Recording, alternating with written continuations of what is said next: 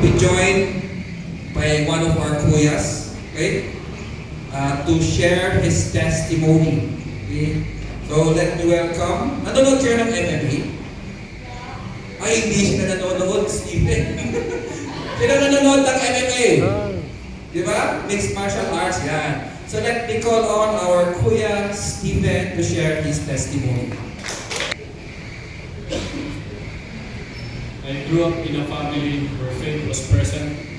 We attended a traditional church, and my father led us spiritually, while my mother worked abroad for many years. I was surrounded by guidance, especially from my older brother, who disciplined and looked after us while our father was at work. But as I grew older, I began to live life on my own terms.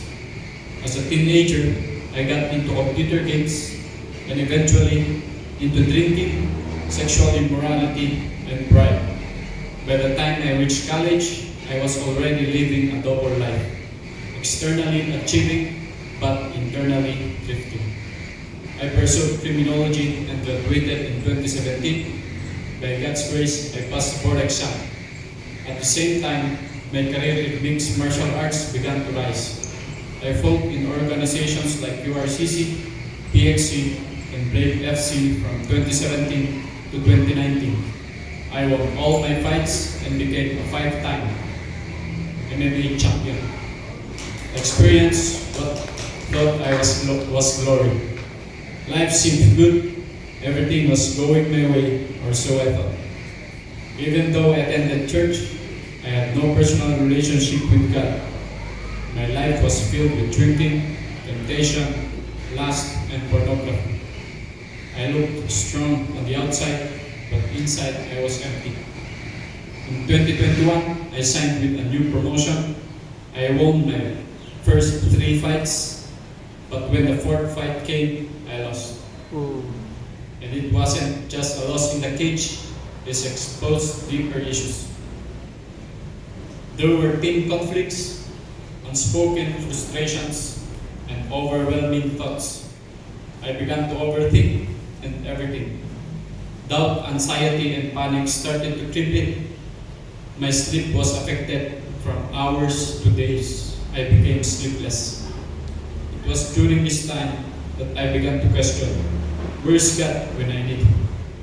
I started to believe that He wasn't there. That's when I began searching for something more. I explored different beliefs and watched various teachings online, hoping to find answers, but instead of peace, I fell into confusion. Slowly, fear took over. I began to experience paranoia. I thought people around me wanted to harm me. I avoided crowds. I isolated myself. I kept telling myself, I am strong. But the truth was, I was breaking. I couldn't sleep for weeks. My mind was restless. I lost my appetite. Then it got worse. I began hearing voices and seeing things that weren't there.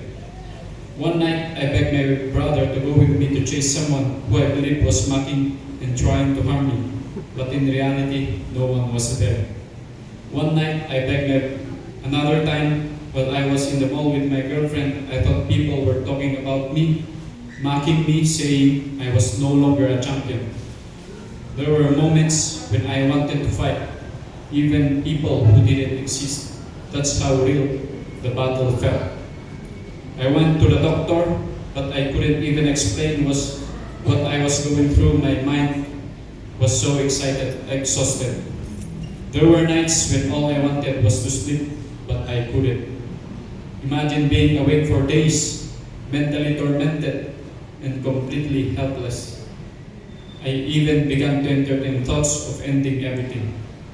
But in the middle of the darkest season, God sent people to stand in the gap for me. My friend and teammate Jeremy Pacatir, his wife Marjorie Manong Rodi Montoya, who would later become my D-group leader, and Cheryl, my girlfriend at the time, came and prayed for me. My mother prayed for me. My family never gave up on me. I was given medication, and slowly I began to recover physically. But more importantly, something began to change spiritually. I hope on this promise, Philippians 4:6-8, do not be anxious about anything, but in every situation, by prayer and petition, with thanksgiving, present your request to God, and the peace of God, which transcends all understanding, will guard your hearts and minds in Christ Jesus. Finally, brothers and sisters, whatever is true, whatever is noble, whatever is right, whatever is pure, whatever is lovely, whatever is admirable, if anything is excellent or praiseworthy, think about these things. I began to declare it daily, even when I didn't feel it. After weeks, I finally experienced restful sleep again. Lord. By the grace of God, my fiancé and I joined a discipleship group. We were welcomed with warmth and love for the first time. I experienced a spiritual family, people who prayed for us and cared for us and walked with us.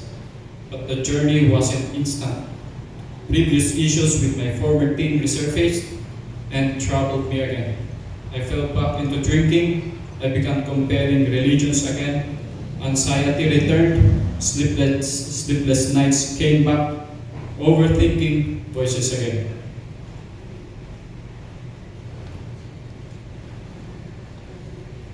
Then one night, alone in my room, I was listening to music. The song "Worthy is the Lamb" began to play. When the chorus came, I broke down and cried. At that moment, I realized this was not just physical, this was a spiritual battle. And for the first time, I truly surrendered everything to the Lord. The enemy came to steal, kill, and destroy. But God had a different plan. From the beginning of 2025, through continuous prayer, medical help, and the support of my family and spiritual family, I experienced true healing. God used His word to renew my mind. Isaiah 41:10, so do not fear, for I am with you. Do not be dismayed, for I am your God. I will strengthen you, I will help you, I will uphold you with my righteous right hand. 2 Timothy 1:7, for God has not given a spirit of fear, but of power, love, and a sound mind.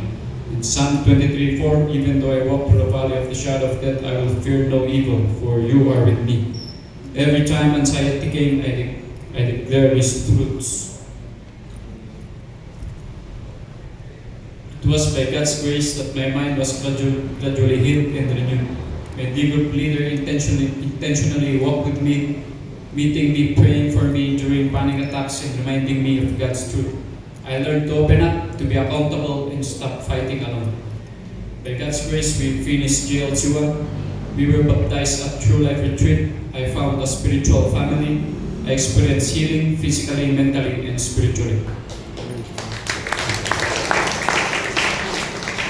And one of the greatest blessings, on December 2025, I married the woman who stood by me through it all, the one who never gave up on me. My former girlfriend Cheryl is now my wife.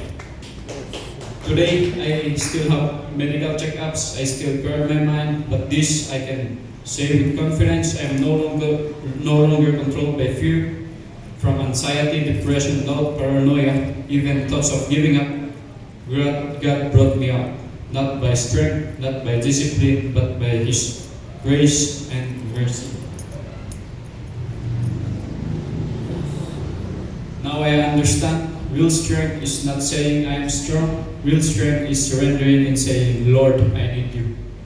If you are struggling today, mentally, emotionally, and spiritually, there is hope, there is healing, there is freedom, and it is found in Jesus.